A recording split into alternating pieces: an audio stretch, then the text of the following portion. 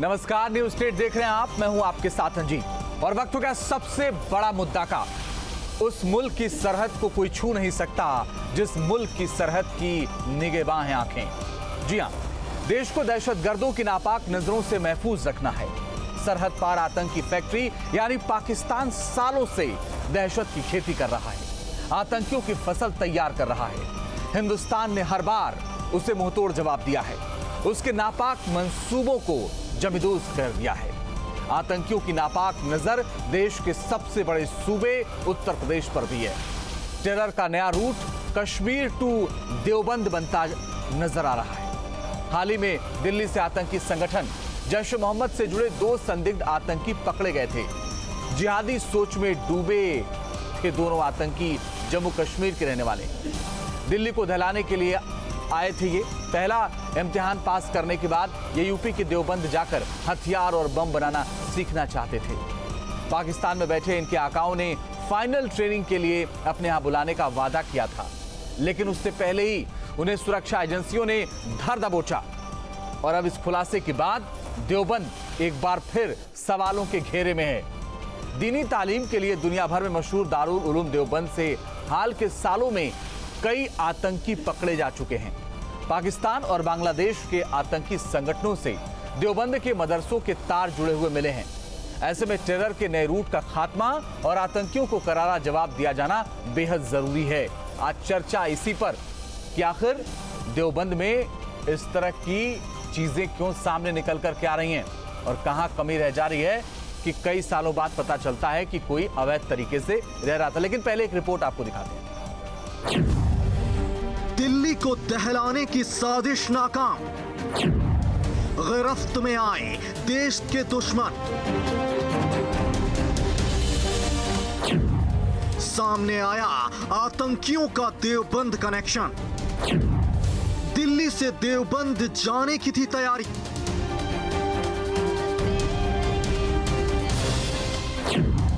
देवबंद में आतंक की ट्रेनिंग लेने की थी तैयारी। दहशतगर्दों के मंसूबे हुए नाकाम। दिल्ली पुलिस ने बीते 16 नवंबर को सराय काले खां के पास आतंकी संगठन जैश ए मोहम्मद के 2 संदिग्ध आतंकियों अब्दुल लतीफ मीर और मोहम्मद अशरफ खटाना को गिरफ्तार किया था। देश के इन दुश्मनों ने दिल्ली को दहलाने की साजिश रची थी, लेकिन वक्त रहते सुरक्षा एजेंसियों ने उन्हें धर दबोचा। सूत्रों के मुताबिक जैश के इन संदिग्ध आतंकियों से हुई पूछताछ में कई अहम खुलासे हुए हैं। बताया जा रहा है कि अब्दुल लतीफ और अशरफ खटाना को आतंकी ट्रेनिंग के लिए दिल्ली से यूपी के देवबंद जाना था। देवबंद में दहशत की पाठशाला में इन्हें बारूदी सबक सिखाना था। जी हां, देवबंद में हथियार चलाने और विस्फोटक बनाने की ट्रेनिंग दी जानी थी। सुरक्षा एजेंसियों से जुड़े सूत्रों के मुताबिक पाकिस्तान में बैठे जैश के हैंडलर ने अब्दुल और अशरफ को देवबंद में आतंक की छोटी ट्रेनिंग दिलवाने की बात कही थी। बताया जा रहा है कि देवबंद में आतंक की ट्रेनिंग लेने के बाद ये दोनों आतंकी नेपाल के रास्ते टेरर की सबसे बड़ी फैक्ट्री बन चुके पाकिस्तान जाने की फिराक में थे। सूत्रों के मुताबिक दिल्ली पुलिस स्पेशल सेल की गिरफ्त में मौजूद पकड़े गए दोनों आतंकियों ने इस बात का खुलासा किया है कि उनको लाहौर में बैठे हैंडलर आफ्ताब मलिक ने निर्देश दिए थे कि वो दिल्ली जाएं और वहां पर आतंकवादी हमला करके खुद को साबित करें, और उसके बाद इन लोगों को देवबंद जाने के निर्देश दिए गए थे, जहां पर इनसे कहा गया था कि आफ्ताब मलिक के जानने वाले लोग इनको देवबंद में मिलेंगे, जहां पर इनको हथियार चलाने और आईडी बनाने की ट्रेनिंग दी जाएगी। उसके बाद इनको यहां से नेपाल और नेपाल के रास्ते पाकिस्तान दौरा खास आतंकवाद की ट्रेनिंग के लिए जाना था। टेरर के दिल्ली टू देवबंद कनेक्शन पर फिलहाल सहारनपुर पुलिस के अधिकारी कोई बयान नहीं दे रहे हैं, लेकिन सहारनपुर से इकबाल और फारूक नाम के 2 संदिग्ध बांग्लादेशी युवकों को हिरासत में लिया गया है। बांग्लादेशी हैं जो कि आके यहाँ तरह तरह के नकली दस्तावेज बना के रह रहे थे। पूर्व में भी ये पकड़े गए थे। वहीं दिल्ली से गिरफ्तार आतंकियों का देवबंद कनेक्शन सामने आने के बाद हिंदूवादी संगठनों ने एक बार फिर दारुल उलूम देवबंद के खिलाफ मोर्चा खोल दिया है। बीजेपी से जुड़े बजरंग दल ने केंद्र और यूपी सरकार से दुनिया के सबसे बड़े इस्लामिक शिक्षण संस्थानों में शुमार दारुल उलूम को बंद करने की मांग की है। देवबंद का दारुल उलूम ही आतंकवाद की ट्रेनिंग देता है। दारुल उलूम पर कार्रवाई होनी चाहिए, दारुल उलूम पर ताला लगाया जाना चाहिए। आपको बता दें कि बीते सालों में सहारनपुर और देवबंद से कई आतंकियों की गिरफ्तारी हो चुकी है। इसके अलावा बांग्लादेश स्थित आतंकी संगठनों का भी देवबंद कनेक्शन सामने आ चुका है। फिलहाल दिल्ली से पकड़े गए जम्मू कश्मीर के रहने वाले इन दोनों संदिग्ध आतंकियों अब्दुल और अशरफ से पूछताछ जारी है। जहरीले मंसूबों वाले देश के दुश्मनों को हर बार इसी तरह करारा जवाब दिया जाएगा। सहारनपुर से विकास कपिल के साथ ब्यूरो रिपोर्ट, न्यूज स्टेट। और इसी पर बात करने के लिए मेरे साथ कर्नल रिटायर्ड तेजेंद्र पाल त्यागी साहब जुड़ रहे हैं, सुरक्षा विशेषज्ञ हैं। मनीष शुक्ला जी मेरे साथ जुड़ रहे हैं, प्रदेश प्रवक्ता भारतीय जनता पार्टी। कमलाकर त्रिपाठी जी मेरे साथ जुड़ रहे हैं, कांग्रेस का पक्ष रखेंगे, राजनीतिक विश्लेषक भी हैं। इसके अलावा मेरे साथ अनुराग भदौरिया जुड़ रहे हैं, प्रवक्ता हैं समाजवादी पार्टी के। आप सभी का बहुत स्वागत है। और मेरे साथ मेरे सहयोगी अविनाश भी लखनऊ जुड़ गए। मनीष जी, पहला सवाल आपसे, ऐसा क्यों होता है कि जब दूसरे जगह पकड़ लिया जाता है कोई, तब ये पता चलता है कि इसका कनेक्शन तो उत्तर प्रदेश के सहारनपुर से है, इसका कनेक्शन तो देवबंद से है। पहले हम क्यों नहीं पहुंच पाते देवबंद और सहारनपुर? देखिए अंजीत जी, आपने एक बहुत विस्तृत डिबेट को आज आमंत्रित किया है। हिंदुस्तान 80 के दशक से आतंकवाद और इस तरह की घटनाओं के दंश को झेल रहा है जी। और पिछले 6 सालों में देश में भारतीय जनता पार्टी की जो नरेंद्र मोदी जी की सरकार बनी है, उसकी एक उपलब्धि है कि आतंकवाद की घटनाओं को कश्मीर के कुछ जिलों तक सीमित करने में हम सफल रहे हैं। अब देश के विभिन्न भागों में गिरफ्तारी जरूर हो रही है, लेकिन इनपुट के आधार पर चौकन्नी एजेंसी पहले गिरफ्तारी कर रही हैं। और उत्तर प्रदेश से भी गिरफ्तारियां पहले की गई हैं हमारी सरकार आने के बाद। हाँ, एक बात मैं जरूर मानता हूँ कि पूर्व की सरकारों के समय में उत्तर प्रदेश सॉफ्ट स्टेट के रूप में जाना जाता था। इस उत्तर प्रदेश में कुछ सरकारें ऐसी भी रहीं, अनुराग भदौरिया बैठे हैं, बताएंगे कि जिनकी सरकारों के समय में तो आतंकवादियों को छोड़ने की पैरवी भी स्टेट की सरकारों ने किया। इससे देखिए दो नुकसान होता है।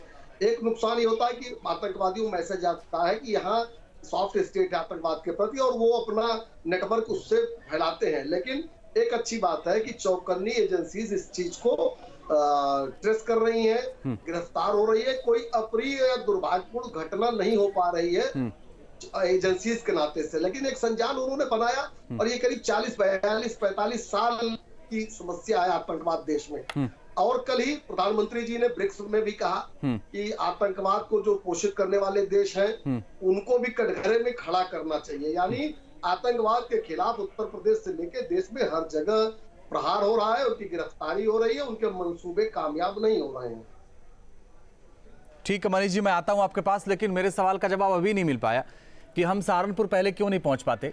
ऐसा क्यों होता है कि पहले गुजरात एटीएस गिरफ्तार करती है, पहले महाराष्ट्र एटीएस गिरफ्तार करती है, और इस मामले में जब दिल्ली पुलिस ने गिरफ्तार किया तब ये पता चला कि दो तो ऐसे बैठे हैं जिनके पास अवैध तरीके से आधार कार्ड है, अवैध तरीके से कार्ड है। मैं इसको दोबारा सवाल आपके पास लेके आऊंगा, अनुराग भदौरिया। लेकिन मनीष जी जब बोल रहे थे तो उन्होंने एक बात कही कि पिछली की सरकारों ने किया, इस वजह से ये मैसेज गया।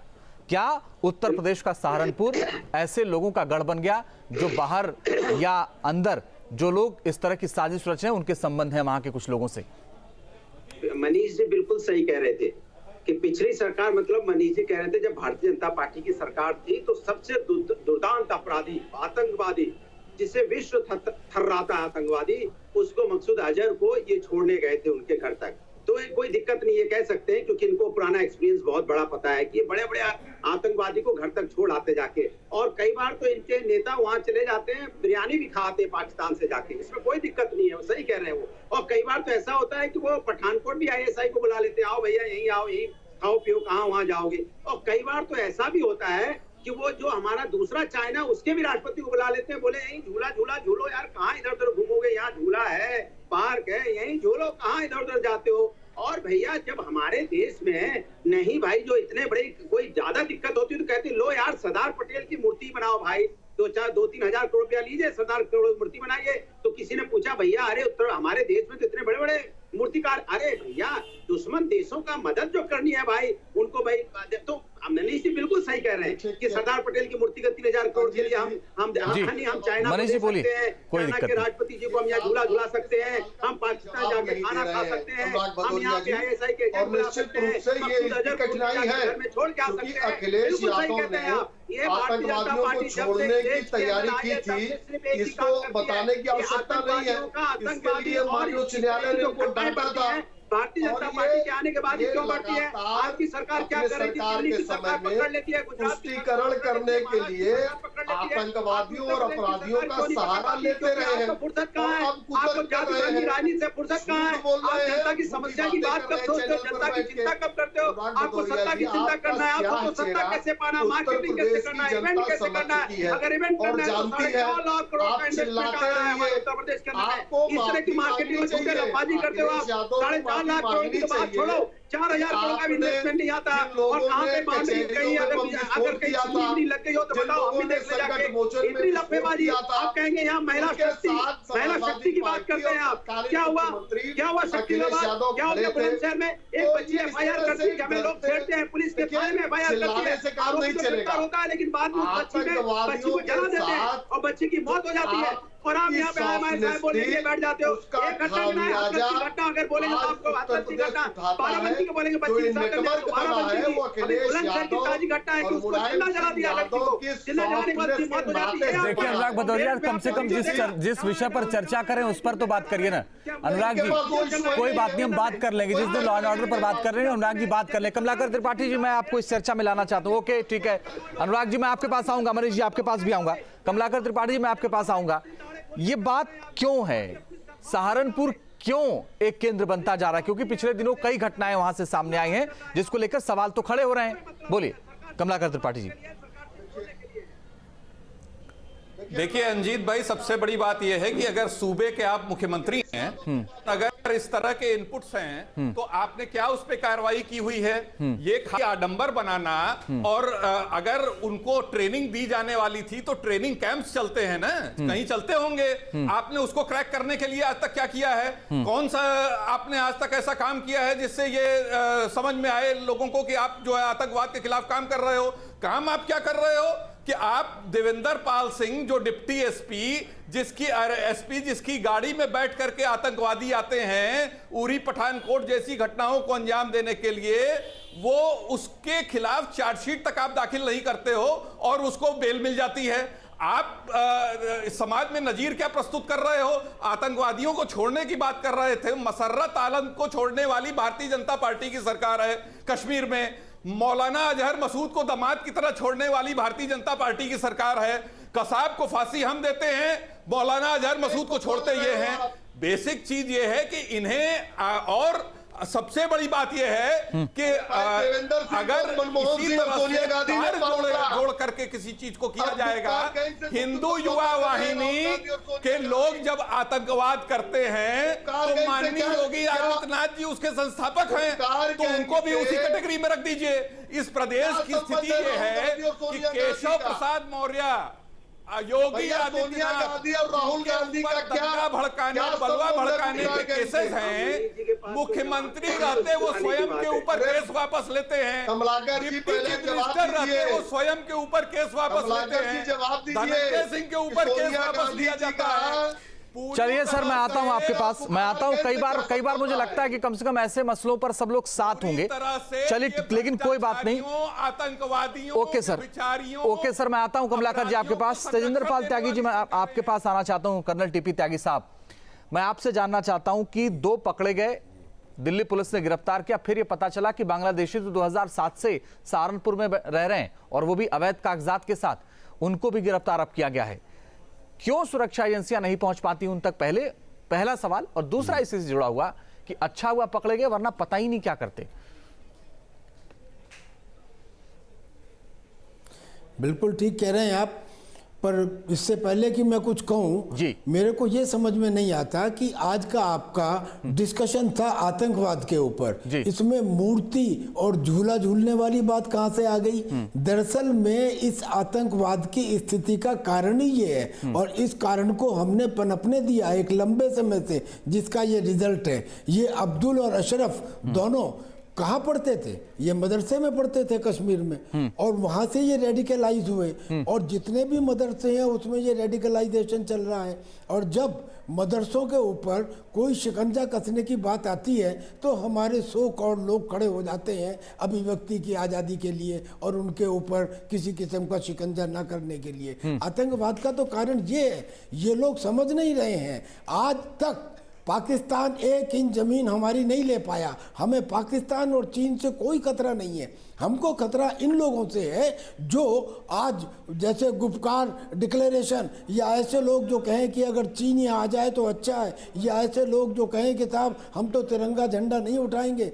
ये जो लोग स्लीपर हैं, आज भी क्या बात हुई? उन्होंने कहा कि जो 2 पकड़े गए हैं इनको दिल्ली में किसी आदमी से मिलना था, जिस आदमी से मिलना था वो स्लीपिंग सेल हो गया, और ये स्लीपिंग सेल के खिलाफ उतना ही एक्शन लिया जाना चाहिए जितना आतंकियों के खिलाफ। प्राइम मिनिस्टर ने बिल्कुल सही कहा कि भाई हम उन देशों के खिलाफ भी दोषपूर्ण कार्रवाई करें जो आतंकवाद का समर्थन करते हैं। मैं ये कहता हूं कि उन्हें दोषी ठहराना ही काफ़ी नहीं है, इसके खिलाफ एक्शन लेना भी जरूरी है, और वो एक्शन पहले शुरू होना चाहिए उन लोगों के खिलाफ जो हिंदुस्तान में है, और हिंदुस्तान के ही जो वो 2.5 फ्रंट में आधा फ्रंट है। हमको सबसे ज़्यादा बड़ा खतरा इन्हीं लोगों से है। समझ नहीं रहे, अरे वतन की फिक्र करना था, मुसीबत आने वाली है, तेरी बर्बादियों के मशवरे हैं आसमानों में। तुम्हें मालूम है एक लंबे समय से अफगानिस्तान के अंदर पाकिस्तान का स्पेशल सर्विस ग्रुप वहाँ के तालिबान और अफगान के आतंकियों को ट्रेनिंग दे रहा है, and the focus is shifting from Kabul to Kashmir. आज पुलवामा के अंदर अटैक हुआ है, प्रतिदिन एवरी डे ये जो सिचुएशन बन रही है, ऐसे में आप जब देश की सुरक्षा का सवाल हो, सर एक आवाज भी अगर उठे तो उसे कुचल देना चाहिए। बिल्कुल ठीक है सर, यहाँ पे बात बिल्कुल ठीक है सर, नौकरियों की। बिल्कुल ठीक। आ रहा हूं अनुराग जी, मुझे वक्त दीजिएगा, 1 मिनट दीजिए, मैं आ रहा हूं। मनीष जी आप बोल लीजिए, फिर अनुराग जी बोलेंगे। मैं आ रहा हूं अनुराग जी, 1 मिनट अनुराग जी।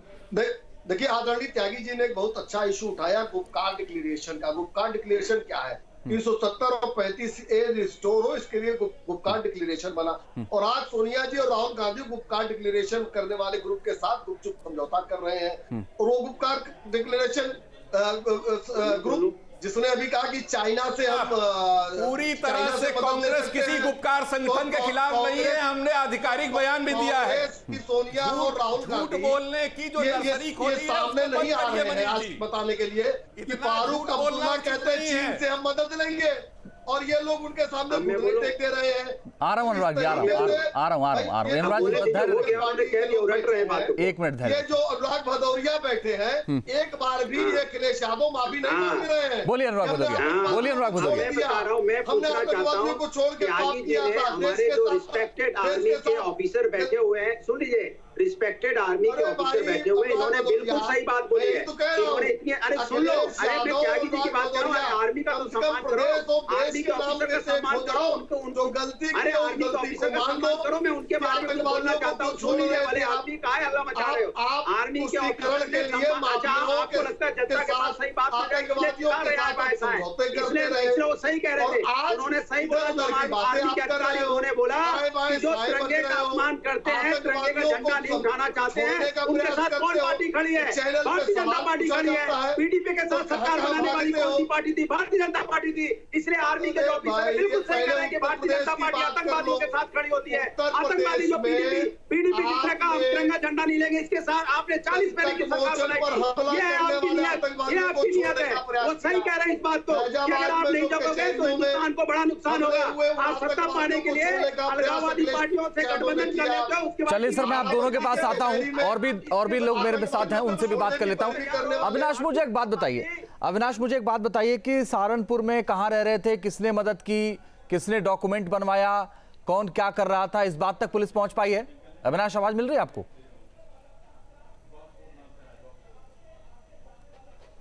चलिए टीपी त्यागी साहब बोले, आप कुछ कह रहे थे सर, बोले सर। जी सर, मैं ये कह रहा हूँ कि अभी इन्होंने कहा कि जो ये आर्मी के ऑफिसर बैठे हैं, इन्होंने कहा कि भारतीय जनता पार्टी आतंकवाद को साथ हाथ मिलाती है। सर, ये जो तिरंगा ना उठाने वाली बात है या जो चीन को इस्तेमाल करने वाली बात है 378 हटाने के लिए, ये उस समय की बात नहीं है जब किसी एक पार्टी ने दूसरी कश्मीर की पार्टी के साथ मिलकर सरकार बनाई थी। तो मुझे गलत कोट ना करें। मेरा तो कहना सिर्फ इतना है कि जो टेररिस्ट की, जो आतंकवाद की समस्या है, इस वक्त वो सबसे बड़ी समस्या है। बिल्कुल सर। इसके ऊपर अगर डिफरेंस ऑफ ओपिनियन है तो वो डिफरेंस ऑफ ओपिनियन देश के इंटरेस्ट में एक्सेप्टेबल नहीं है। Okay sir. कोई व्यक्ति, अविनाश मुझे एक बात बताइए, अविनाश मुझे एक बात बताइए कि सहारनपुर में पुलिस पहुंची और गिरफ्तार किया 2 को, लेकिन उनकी मदद कौन कर रहा था, उनके कागजात कौन बनवा रहा था, वो किसके संपर्क में थे, क्या जानकारी मिली है? देखिए अंजित, इस पूरे मामले की चूंकि जांच की जा रही है, जिन 2 बांग्लादेशियों को पकड़ा गया है, लेकिन ये पहली बार नहीं हुआ है अंजित। इससे पहले भी तमाम ऐसे लोग पकड़े गए हैं जिनका कनेक्शन सामने आया है देवबंद से और सहारनपुर से। और अगर हम पिछले साल की बात करें 2019 में भी देवबंद से 2 आतंकियों को गिरफ्तार किया गया था और वे दोनों आतंकी भी कश्मीर के रहने वाले थे। लेकिन ये बात भी कहीं ना कहीं साफ हो जाती है कि आखिर देवबंद ही क्यों, क्या कोई लोकल सपोर्ट उन्हें वहां पर मिलता है? क्योंकि देखा जाए तो कश्मीर के बहुत से ऐसे छात्र हैं जो कि देवबंद में आकर पढ़ाई करते हैं, क्योंकि देखा जाए तो देवबंद इस्लामिक शिक्षा का एक बहुत बड़ा केंद्र है। माना जाता है कि उनके संपर्क में जो आतंकी हैं वो आते हैं और कहीं ना कहीं जो लोकल सपोर्ट है, लोकल सपोर्ट की वजह से उन्हें वहां पर छुपने में मदद मिलती है। एक सेफ हाउस की तरह देवबंद अब बनता जा रहा है। और देखिए, सबसे बड़ी वजह यह भी है कि देवबंद में जिस तरीके से ऐसी चीजें सामने आ रही हैं, देखा जाता है कि जो सरकारें हैं देवबंद में किसी बड़े ऑपरेशन को अंजाम करने में डरती है, अंजाम देने में डरती हैं, कार्रवाई करने से बचती है। शायद सरकारों को यह लगता है कि अगर वहां पर कोई बड़ा ऑपरेशन किया जाता है या कोई बड़ी कार्रवाई की जाती है तो उसे एक धर्म विशेष के खिलाफ वो कार्रवाई मान ली जाएगी। और शायद यही वजह है कि सरकारें, अब तक देखा गया है कि देवबंद में ऐसा कोई भी बड़ा ऑपरेशन, हालांकि इससे पहले भी एटीएस के लोग जाते हैं देवबंद के अंदर, और जो पिछले साल 2 आतंकी जो गिरफ्तार किए गए थे अंजित, वो देवबंद में एक जगह है, ईदगाह रोड है, नाजमहल एक जगह थी, और वहीं से उन दोनों आतंकियों को गिरफ्तार किया गया था। एटीएस के लोग गए थे। हालांकि उसके बाद कई जो मदरसे के छात्र थे उनको भी हिरासत में लेकर पूछताछ की गई थी, लेकिन बाद में छोड़ दिया गया था। तो सरकार को सोचना पड़ेगा कि जैसे अगर कोई बड़ा ऑपरेशन अंजाम दिया जाता है किसी बड़े शहर में, तो देवबंद में आखिर क्यों नहीं किया जा सकता है? जिसको जो सोचना है वो सोचे। क्योंकि देखिए, अगर हम पूरे वेस्टर्न की बात करें और खासकर सहारनपुर का जो रीजन, अगर आप देवबंद जाते हैं अंजित, देवबंद में किस तरीके से, हालांकि देखिए इन घटनाओं की आड़ में पूरे देवबंद पर सवाल खड़ा नहीं किया जा सकता है, लेकिन सच ये भी है कि अगर कोई आतंकी पकड़ा जाता है, देवबंद से उसका कनेक्शन सामने आता है, तो उस बात की जांच भी होनी चाहिए ताकि सच कम से कम सामने आए। बहुत बहुत शुक्रिया आप सबका, बहुत बहुत शुक्रिया आप सबका हमारे साथ जुड़ने के लिए, चर्चा में शामिल होने के लिए। इसी के साथ सबसे बड़ा मुद्दा में फिलहाल के लिए बस इतना है। रुक रहे कुछ ही पलों के लिए, आगे भी जारी है खबरों का।